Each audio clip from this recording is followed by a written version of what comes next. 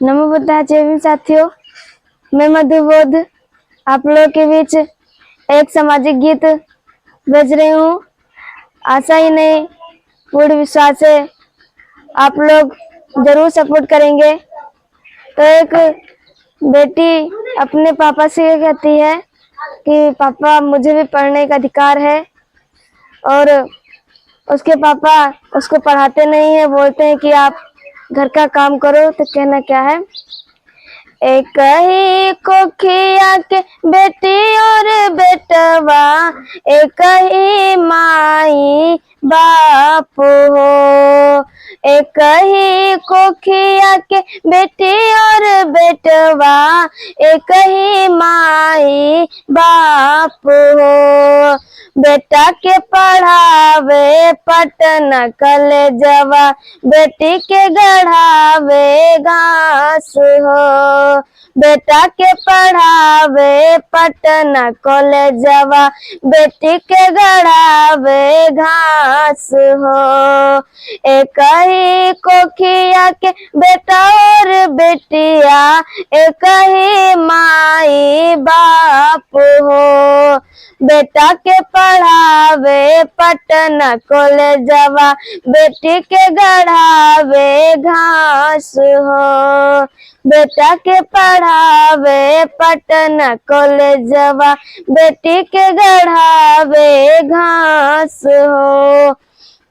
और क्या कहती है लड़की अपने पापा से, बेटावा के हाथ में कलम पकड़ले, बेटी के हाथ में हंसिया धरवले। बेटावा के हाथ में कलम पकड़वले, बेटिया के हाथ में हंसिया धरले। एक ही घरवा अंगना में दोइयो, खेली कूदे होले सयान हो। बेटा के पढ़ावे पटना कॉलेजवा, बेटी के गढ़ावे घास हो। बेटा के पढ़ावे पटना कॉलेजवा, बेटी के गढ़ावे घास हो। एक ही कोखिया में बेटा और बेटिया, एक ही माई बाप हो। बेटा के पढ़ावे पटना कॉलेजवा, बेटी के गढ़ावे घास हो। बेटा के पढ़ावे पटना कॉलेजवा, बेटी के गढ़ावे घास हो। और क्या कहना है, बेटावा के सब विदेश में पढ़वले, बेटिया के चूल्ही चौकी घर में करवले। बेटावा के सब विदेश में पढ़वले, बेटिया के चूल्हा चौकी घर में करवले।